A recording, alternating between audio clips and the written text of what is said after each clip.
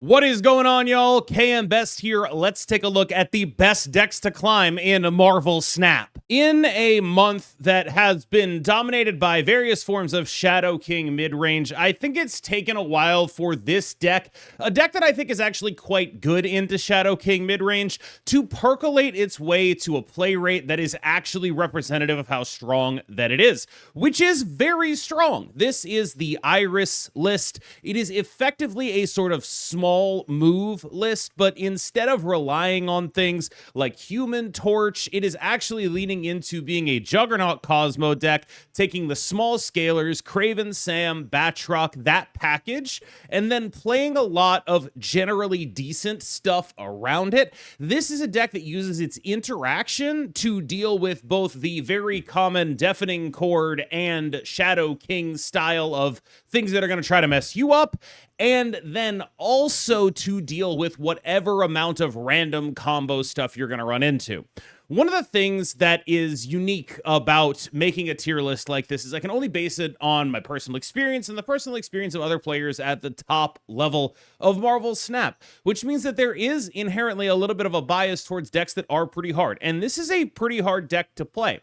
But what it lacks in ease of play, I think it makes up for in having a toolkit that is a wide variety of general applications. And I think that that's the biggest thing that this deck has going for it. There's just a lot of things that you can do with a Cosmo Juggernaut deck that cover your ass in ways that more specific tech cards simply do not. This is the biggest strength of this deck. It almost always is live into whatever situation it's put in. In fact, the biggest problem it has is a deck that simply does more stats than it. If this deck has a weakness, it is that it is very fair in terms of its stats, and arguably very unfair in terms of the interaction it has. But the fair stats are going to be the issue if there is one.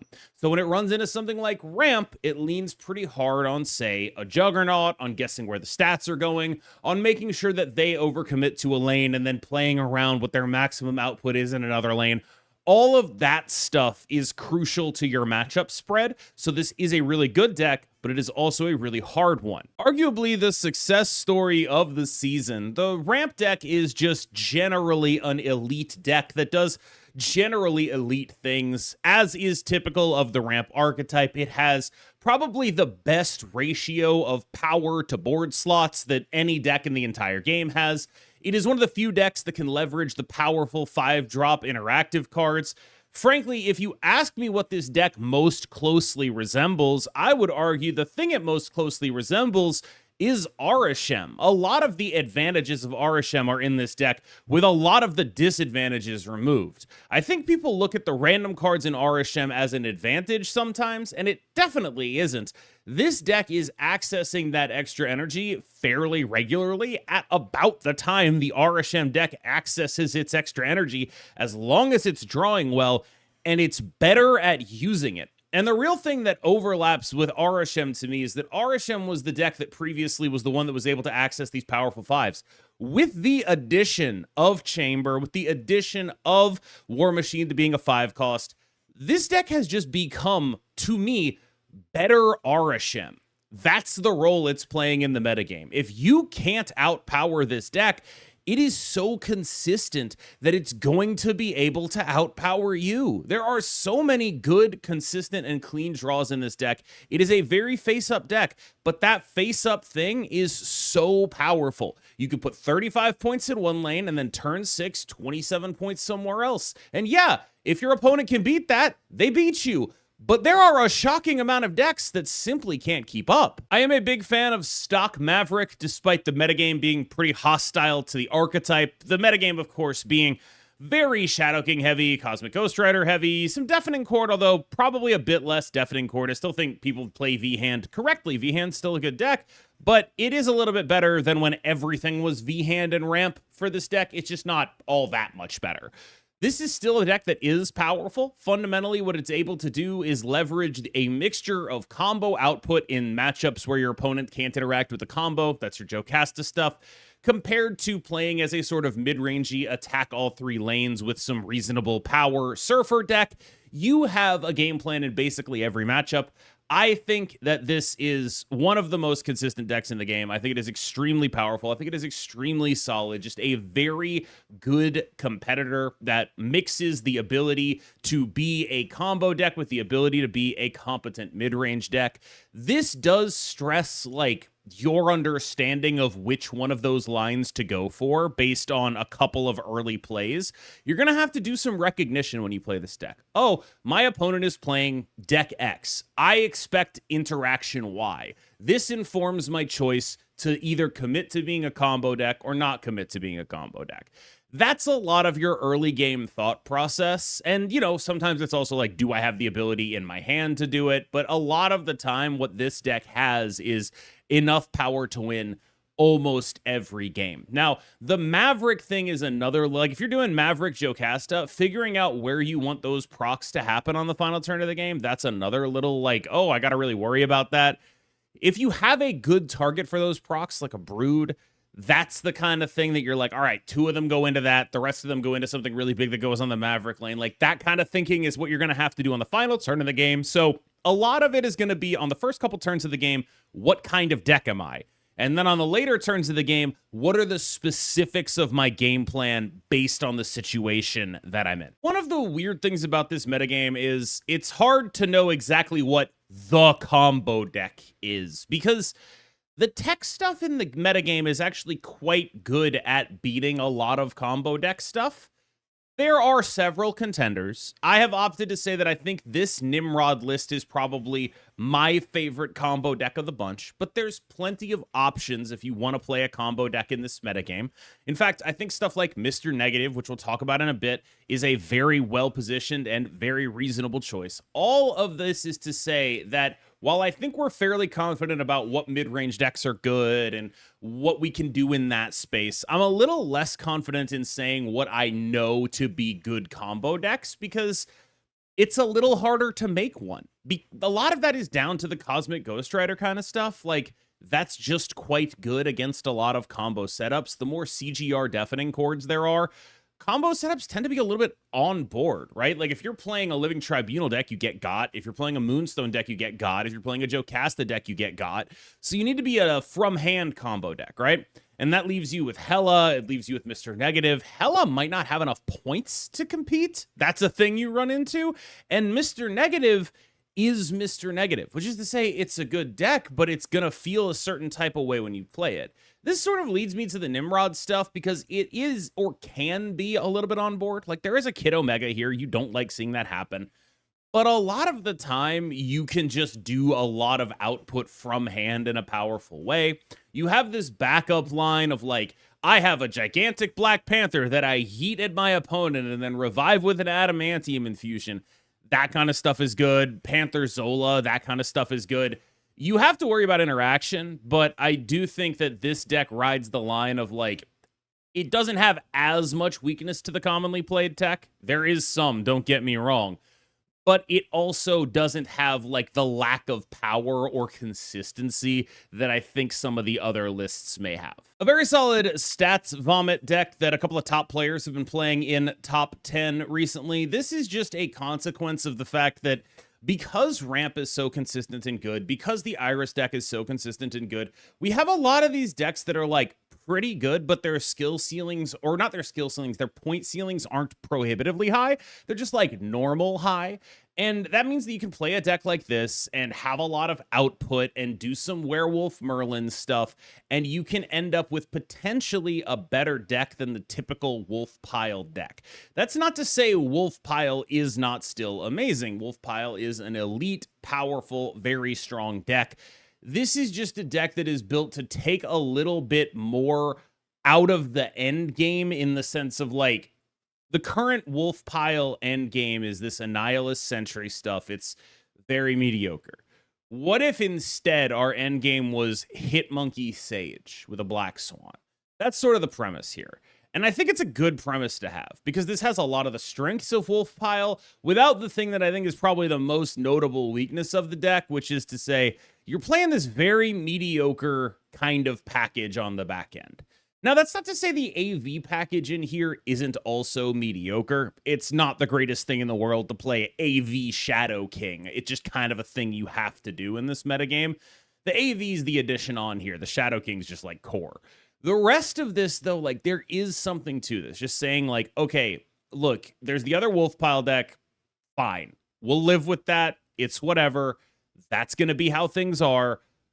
I would rather have a better endgame. And weirdly, that better endgame comes from making the curve cheaper rather than making the curve more expensive. Talk about actual Wolf Pile for a second. Now, this is a very strong deck. I think it is sort of the standard of mid-range in this general environment. But I also think it's scheduled to get a pretty decent amount better than it is now, thanks to the release of Xiao Lao, who is the Season Pass card for next season. And the reason I think that is because this is just fundamentally a deck that is playing some mediocre fives to fit the meta. And what I mean by that is Annihilus is in here and Sentry is in here, I think, a lot more justifiably than Annihilus. Annihilus is almost in here to justify the Sentry, in the sense that a lot of what you do with Sentry is you play Sentry, and then your opponent is like, I'm going to get Annihilus. I need to play to the right lane. And then what you do is you evolve the Sentry, the Void with a Merlin spell, and then they look stupid for filling up their right lane. That's the actual thing that's good about playing the Sentry here. And the Annihilus is just here to like be the backup way to get rid of that thing when you are not Merlining. And that's a reasonable like space to be in. I don't think it's wrong. It's just like, it is so clearly the most mediocre card in the deck. Like, it is just doing such a like medium job at what it is. And the reason it exists is to justify your ability to run Sentry. And I guess as a follow-up, because every other 5 is a green power 5 that is going to give you points, you don't want to be that vulnerable to Shadow King. Now, I realize Xiao Lao is a green power 5. I get that. But it's simply less vulnerable to Shadow King than, if we're being real, the actual competitor here, which is Zombie Giant Man. Zombie Giant Man vulnerable to Shadow King in ways that, frankly, no card is vulnerable to Shadow King more than Zombie Giant Man, given the context of how it works on the Zombie Horde. Shadow King effectively getting 2x value when you play against the zombie deck. That's why this deck isn't a zombie deck. It's specifically because of that. And so these decks are effectively nerfing themselves in terms of total output in order to be better positioned against Shadow King. And I'm hoping that what Xiao Lao can do for this deck is bring the output back up, and then you won't be nerfing yourself anymore in order to be a deck. You'll be having all those points back, basically. That's my hope. Right now, the Annihilus is just like the world's most medium card in here, and you kind of feel like you have to play it. I honestly am starting to get to the point where I wonder if I could just play Sentry in here, like full stop. I don't think I feel safe doing that, but I gotta tell you, I never want to send it over with Annihilus. I never want to spend my turn 5 or 5 energy on my turn 6 doing it. I always want to be Merlining it instead. It is not an Annihilus Plan A deck. This is like Plan Z. Aurora is a pretty good deck, honestly. Like, I enjoy Aurora decks. I think they're like a very solid thing to be. The biggest problem Aurora runs into, though, is that she is simply just a worse mid-range build around than Merlin Wolf. When you line up an Aurora deck against a Merlin Wolf deck, the Merlin Wolf deck is going to have cheaper, probably more powerful and more dynamic cards. And that is a problem for you. When both of you are doing what you want to do, Merlin Wolf just ends up being a stronger core to build around. Aurora is sort of fundamentally tier 2 in this. And I don't think that's the end of the world for Aurora. Just when you're opting into a deck like this, and I love playing Aurora, like she's a card I really like, you have to accept that you're just going to be playing a slightly worse mid-range pile. So you have to figure out what the reasons you want to be playing this are. And to me, the biggest reason to play an Aurora deck right now is you're kind of the only deck that gets to be a Stardust deck. You are really the only deck that is like, oh, I played against Hela, I played against Nimrod, I win those matchups. A lot of the other mid-range decks lose those matchups for free. You win those matchups for free. And that does matter. Like, that's the biggest thing Aurora has going for it, is this ability to mix in, like, there have been meta games where the most important tech cards in the game were things like Mobius and Stardust. We're not in one of those now, but they have existed. And in that metagame, you are way better off being an Aurora deck than you are being a Merlin Wolf deck. But we're in a metagame instead where the most important tech cards in the game are Deafening Chord and Shadow King, and honorable mention to Cosmic Ghost Rider, but he doesn't really factor into this analysis. And those cards are great in a Merlin Wolf deck. So you kind of end up with this shell being second fiddle, not because it's flatly less powerful. I think it probably is. But because it's flatly less powerful and, more importantly, it fits what the metagame cares about a little bit worse. That's not to say it will forever. Like, when Fin Fang Foom comes out and everyone's playing Hela again, you could bring this back out. Like, this is not like a permanent state of affairs. I think it's worth talking about that. Victoria Hand is still good. Sorry, I don't want to talk about this too much. Like, I don't want everyone to start playing Victoria Hand again. This deck is still really good. It's just, everything that made this deck good is still good. Everything that made it bad, none of that is happening. This is still a great Shadow King deck, maybe the best Shadow King deck, in the sense that it is the deck that is the least vulnerable to opposing Shadow Kings. I'm really not sure about the Quinjet. Like, I think you have to do it if you want to be a Moon Girl deck. I almost wonder if there's a, like, more grindy version of this deck where we're no longer Quinjet Moon Girling, but I just think that's probably giving up too much power. The biggest thing that this deck has going against it is that a smart ramp player will beat you just on, like, board slot equity. V-Hand is really bad at board slot equity, and the nerf to Quinjet and to V-Hand made it even worse at board slot equity. The biggest thing this deck has going against it is probably that it's been too good for too long, and too many people realize that. Because I think there are games that you now lose because people understand that the way to play against this deck is to play against their total output based on their board slots. That's the most important thing you can do against a V-Hand deck. And I think people have started to pick up on that in real ways that weren't happening a couple months ago. And that is good. It represents like a real growth in the player base to me. And it is also bad for the V-Hand deck because it is notoriously terrible at being board space efficient. That is a big weakness, and it is the thing you're going to want to attack if you play against this deck, and it is the thing you're going to want to focus on if you play this deck. A couple of honorable mentions on the back end. Nick Fury ramp, I think, is a really fun little way to have, like, what is probably an advantage in the ramp mirror. I enjoy this kind of stuff, but the problem is, I think what they really need to do if they want me to play Nick Fury, they need to make him a 5 cost. And I know that sounds ridiculous with his ability, but I just don't want to ever be playing a 4 cost in this deck. I don't ever want to be doing it. And that's actually like the same way that they made War Machine go from 4/6 to 5/9. Do that for Nick Fury, and I think this deck actually makes sense. Like, that is the change that it is off right now. Like, there is a lot to be said for just make Nick Fury a 5-cost card and go for it from there. Like, I think that kind of stuff is really cool. I think it would be a really good way to make this version of the deck a little bit stronger. If there is a weakness in this deck, it is that. The best thing this deck has going for it, though, is, like, you can just, like, play Nick Fury, play an Isan, and it's just that lane you're going to win. And then you get to do your turn 6 however you want to do it, right? It's a way of sort of backdooring your way into having more power than what you would otherwise expect out of a deck like this. It really is Nick Fury being like a 5/8 or 5/9 away from being a very legitimate deck, in my opinion. I enjoy playing High Evo. I've enjoyed playing this list. I think it is honestly pretty solid. I enjoy it as like a little bit of like, I just want to do some of this. You know, I just want to have some enjoyable fun. But really, this deck has a good core to it. Like, there's a lot of power in here. There's a lot of ability to turn on Superior Spider-Man. There's a lot of ability to have, like, a really powerful turn 7 or turn 6, 7 energy kind of thing. And that can take multiple forms. It can be something like, oh, I had 6 energy on turn 6. On turn 5, I skipped all of that energy. And then I played final turn Hulk, She-Hulk. Or it can be, I played final turn Hulk, Juggernaut, or She-Hulk, Juggernaut, and some other stuff. Or I could have Warlocked and had even more power here. This deck is not perfect, but it is a lot better than I think people give it credit for. It does really strong stuff. The only thing that I'd watch out for is between Deafening Chord and Cosmic Ghost Rider, if you're counting on Warlock, sometimes maybe you shouldn't be. I think PEEF combo is a pretty solid list that makes some good use of the recently added fastball special, which allows you to, I mean, most of what this card is doing is being cheap and throwing your biggest guy at the enemy. remember when we were messing around with adamantium infusion in this space? A lot of why you're messing around with adamantium infusion is to kill off your biggest thing or to revive your biggest thing.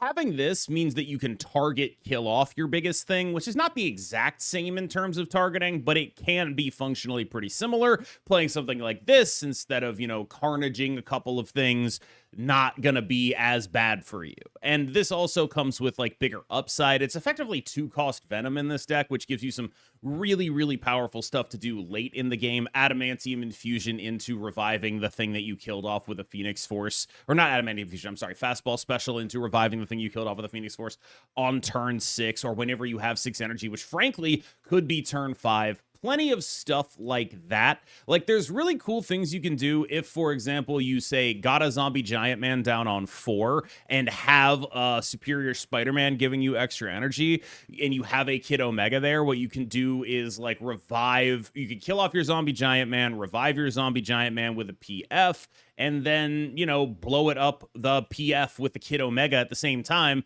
And then the next turn, you can revive it again with something like an elixir.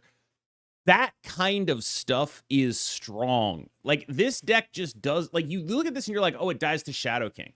But you just have so few actual targets for them until the latest part of the game because you end up killing off your Shadow King targets and bringing them back to life. Like, there's just a lot going on here that allows this deck to output massive amounts of points. It does really strong stuff. Now, one thing I'm really uncertain of, and I will say this, and I think this is like a real thing. The lack of zombie Scarlet Witch here is hard for me to bear with. I have messed around with it. I am not confident that it ends up being the build du jour. I haven't, it has hurt less than you think because of the way that Zombie Giant Man stacks. And maybe it ends up being the right thing to do anyway. But I have noticed it. It's just that when you have Zombie Scarlet Witch in the deck, a lot of your lines end up a lot less clean. Like, she's not really a clean addition to the deck. Your nut draws don't involve her, and so this is built more to be a nut draw version of the deck. It does feel weird, though. A Fantomex list from Big Baby that I think is just right up my alley. This is just straight up good cards interactive Fantomex, and I think it just does a really good job at being a Fantomex deck.